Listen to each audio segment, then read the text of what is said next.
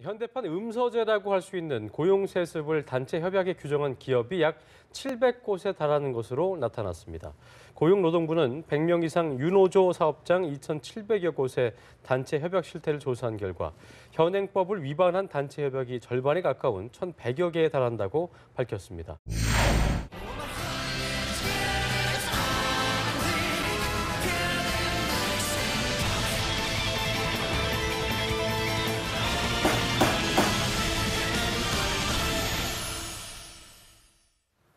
네, 국회에서 취업준비생의 인권을 위한 보호법 제정을 추진 중이라고 하지요. 네. 국회에 취준생 인권보호법을 위한 움직임이 있다면 네, 저희 잡정보센터에는요. 네. 취준생의 인권을 지키는 방법을 알려드리는 취준생 인권위원회가 있습니다. 그렇습니다. 몰라서 넘어가고 취업시장의 약자라서 알면서도 참아야 했던 그런 일들을 우리 취업준비생들이 많이 실제로 겪고 계실 텐데요. 이 코너 통해서 많은 분들이 자기 권리를 좀 당당하게 지킬 수 있기를 기대해 보겠습니다. 네. 예.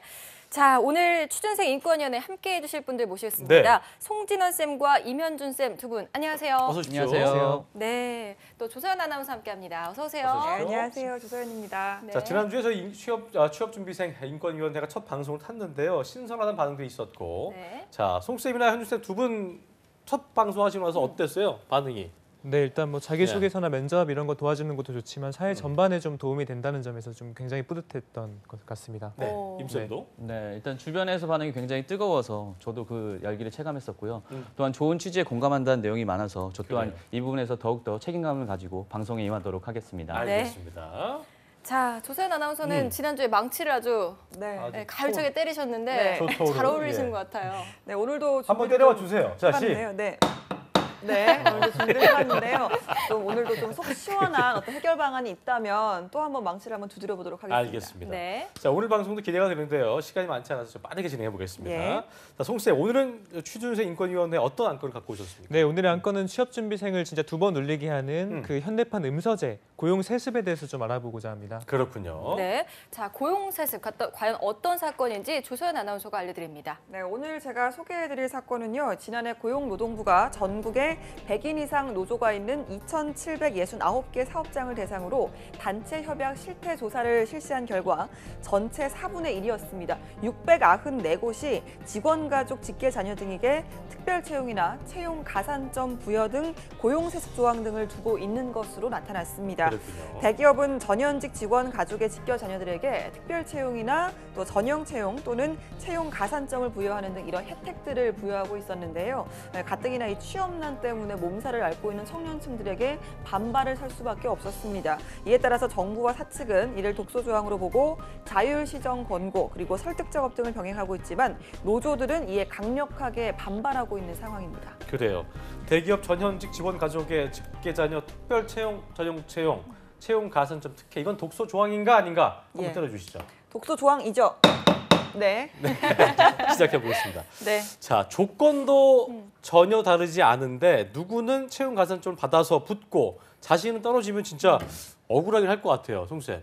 이거 네. 위반되는 겁니까? 그 맞습니다. 지금 이거는 고용세습을 엄연하게 위법한 조항입니다. 크게는 그 두 가지 근거사항을 좀 들 수 있는데 첫 번째 고용정책기본법의 7조, 그다음에 직업안정법 2조 위반입니다. 예. 이게 왜 고용세습에 문제가 되냐면 조합원의 자녀가 아닌 자의 헌법상 평등권 또는 직업 선택권을 침해하기 때문에 문제가 되는 사항입니다. 그래서 엄연한 위법한 조항이라고 말씀드리고 싶습니다. 그렇군요. 네, 고용정책의 기본법인 취업기회 균등한 보장에 위반이 된다 그런 이야기일 텐데요. 네. 또 어떤 법 조항에 위반이 되나요? 네, 또 지금 최근에 울산지법에서 판단한 사례에 의하면 그 민법 103조에 따르면 선량한 풍속, 기타 사회 질서에 위반한 사항을 다루는 법률은 무효로 한다라고 되어 있습니다.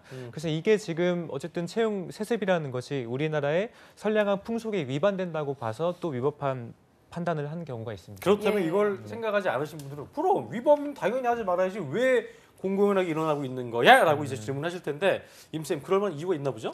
네, 일단 법 위반 사항이 위법인 건 분명하지만 네. 법 위반이 된다고 해서 바로 처벌되는 것이 아니라 권고 제도가 있기 때문입니다. 현행 노조법은 행당 관청이 단체 협약에 위법한 내용에 의해 일정 기간 자율 개선을 권고하고 예. 이후 노동위원회 의결을 거쳐 시정 명령을 할 수 있다고 되어 있는데요. 예. 이후에도 개선이 없지만 최종적으로는 500만 원 이하의 벌금을 부과될 수 있지만 아. 실질적으로 벌금 조치가 잘 이행되고 있지 않아서 실효성에 꾸준히 논란이 제기되고 있고요. 그렇군요. 최근에 연루된 채용 비리와 더불어 다시 한번 재점화된다고 볼 수 있습니다. 네. 그렇군요. 도대체 어느 기업이 이런 비리에 연루된 겁니까? 네, 뭐 알려주십시오. 많은 기업들이 하고 있는 최근에는 지금 농축협 지역조합 여기서 이제 임원 자녀를 해당 조합 또는 인근 조합에 배치한 경우가 좀 있습니다. 예. 근데 지금 이런 경우는 사실 뭐 많다고 해서 하나의 뭐 문제될 건 요즘에 문제지만 문제가 될 건 아닌 것 같은데 더욱 문제될 것은 지금 이거를 이제 농협중앙에서 발견을 했는데 그냥 경징계 조치만 좀 내렸어요. 그러니까 채용 취소라든지 이런 걸 하지 않았기 때문에 지금 더 문제가 좀 되는 네. 상황입니다. 그렇군요. 그 최근에 뭐 감사 결과를 보면은 실질적으로 이 공고 자체를 공개 채용이라고 했지만 내부적으로 조합원의 사이트에만 올려놓는 등 또는 이제 5일 이상의 좀 공고를 내야 되는데 그렇지 않고 이제 짧게 내는 등 이제 문제가 좀 있었고 또 만약에 채용을 하기 위해서는 2배수 조항을 좀 있습니다. 그러니까 경쟁이 최소 2배수 정도 돼야지 그중에 한 명을 채용해야 되는데 그 부분도 지금 좀 지키지 않아서 이제 좀 송방망이 이제 징계를 한 거 아니냐 이런 예. 지금 사회적인 문의가 좀 있습니다. 임쌤, 홍쌤 말 들으면 이게 뭐 무늬만 그 공개 채용이네요. 네, 맞습니다. 예. 일단 공개 채용이라고 하면은 외부에 공개된 포지션에 적합한 지원자들을 그렇죠. 채용하는 시스템이라고 볼 수 있는데요. 반대말은 내부 채용이 있죠. 하지만 이 공개 채용의 자리를 내부적인 가점을 통해서 TU가 줄어든다고 하면은 이는 실질적으로 공개 채용이라고 할 수 없을 것입니다. 그렇죠. 또한 취준생들 입장에서도 알 권리의 침해와 또한 취준생들이 사회적 보호가 부족한다는 것을 연결지어서 생각해 볼 수도 충분히 있죠. 그런 마음 들 수 있겠네요. 네. 자, 고용 세습이 많이 이루어지고 있는 기업 어느 기업들인지도 궁금해지는데요. 밝혀내라고 네. 밝혀주시죠. 어디예요? 어디입니까? 좀 밝혀보면 보통 노조가 강성인 곳이 좀 많아요. 그러니까 노조 노조가 강성이고. 강한 곳일수록 이제 좀 그쪽끼리는 가족인데 사실 외부적으로 보면 좀 배타적인 것이죠. 그렇죠. 네. 예. 그래서 노사 간의 단체 협약 중에는 대부분 한 42% 정도가 여전히 불합리한데 그중에 이제 이 고용 세습 조항이 있습니다. 이것을 정부에서 시정 조치를 계속 내렸는데 네 곳 중에 한 곳은 여전히 좀 유지를 하고 있어요. 이제 예. 그런 곳들이 기아차 또는 뭐 이제 현대차, 한국 GM 또는 금속노조 이런 쪽으로 조금 노조가 좀 강성인 곳들이 예. 많이 이걸 유지하고 있습니다. 그 네. 철과 관련된 분들이 좀 이제 그렇게 네네. 문제가 되고 있군요. 듣다 보니까 이제 정말 이건 그 나만 잘 사자는 마인드 아니겠습니까, 임쌤? 네, 맞습니다. 일단 우선 특별 채용과 관련돼서 노사 협약 내용들은 노사가 자율적으로 개선하도록 시정 기회를 줍니다. 예. 근데 이게 사회적 책임을 갖고 개선하고자 하는 것이 필요하겠죠. 따라서 최근 이슈가 되면서 이런 부분에 있어서 협약을 수정하는 기업체들의 움직임이 보이고 있습니다. 그렇군요. 네, 2015년도 정유사의 조합원 자녀 우선 채용제 같은 경우 GS 칼텍스를 시작으로 S51, 현대 오일뱅크들이 고용 세습 조항들을 개정했고 이때 SK 이노베이션 같은 경우 빠져 있었는데 올해 가을 최근 타결된 임금 및 단체 협상, 일명 인단협 합의안에서 기존 단체 협약 24조 2항에 회사는 정년 퇴직자 상병으로 인한 퇴직자의 직계 가족의 채용에 있어 자녀 충족 시 우선 채용의 편의를 도모한다는 이런 규정을 삭제했습니다. 삭제군요. 네. 예. 조항을 보니까 정년 퇴직자, 상병으로 인한 퇴직자의 직계 가족이라고 돼 있는데 회사마다 다 다를 것 같아요. 그렇죠. 회사마다 다르죠. 최근에 이제 현대차 노사의 단협 사항을 좀 보면은 97조에 우선 이 채용 조항이 좀 있습니다. 이게 이제 위법한 내용이라면서 이제 고용노조부로부터 이제 시정 공고를 받았는데 예. 네. 이걸 좀 보자면 회사는 조합원이 업무상 사망했거나 6급 이상의 장애로 퇴직할 때 직계가족 또는 배우자 이중 1인에 대해서 결격 사유가 없는 한 요청일로부터 6개월 이내 특별 채용하도록 한다라고 규정이 좀 되어 있습니다. 이게 뭐 어쨌든 최근에는 청년층 취업이 이렇게 어려운데 꼭 그렇게 내부적으로 채용을 이어가야 되냐 이런 사회적 비판이 계속 일고 있는 지금 문제 상황입니다. 네. 제가 그 자리에 처한다면 이런 마음이 들 수는 있겠습니다만 그래도 근무하면서 발생한 사고에 대해서는 어떤 보상 차원으로 가야지 이게 이 보상 차원이 우선 채용으로 대체되는 건 좀 뭐 아닌 것 같다는 생각이 들기도 하고요. 어떻게 좀 봐야 될까요? 네, 노사의 협약에 의해서 만드는 조약이기 때문에 노사마다 좀 다른 겁니다. 기아차 같은 경우 인력 수급 계획에 따라서 신규 채용 때 재직 중 질병으로 사망한 직계 가족인 1인, 또 정년 퇴직자 및 장기 근로자 25년 이상 근무한 자녀에 대해서 채용 규정상 적합하다고 하면은 그 우선 채용한다는 조항을 가지고 있습니다. 하지만 이는 단체 협약이라는 것은 회사의 노동조합과의 복지 또는 관계에 대한 규율 사항인 것이지 단체 교섭 대상의 자녀까지 규율하지 않는다는 측면에서는 노동법 제29조의 단체 교섭 대상 위반 소지가 있습니다.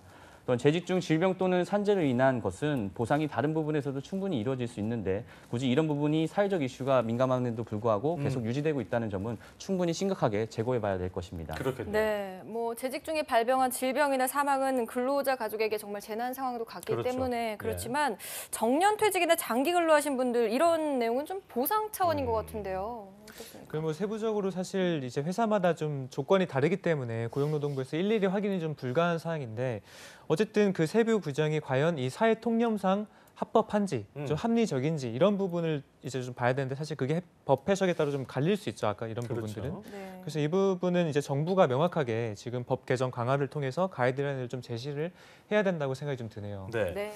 근로자의 권익을 증진하기 위한 노조의 어떤 존재 자체를 반대하는 건 아니겠습니다만 그래도 어떤 기업 다니는 직원의 자녀는 합격이고 네. 또 이런 뭐 자기 밥그릇만 챙기는 어떤 조항이라면 부정적인 노조 이미지를 벗기는 쉽지 않다고 볼 수 있을 텐데 현준 쌤이 이제 CJ 출신이시기 때문에 CJ는 그 노조 없잖아요. 네, 맞습니다. 그럼 어떻게 뭐 그 해요? 네, CJ 같은 경우 이제 노조가 없는 대신에 열린 협의회라는 그 협의체를 운영하고 있습니다. 비슷한 형태의 그런 것들. 네, 맞습니다.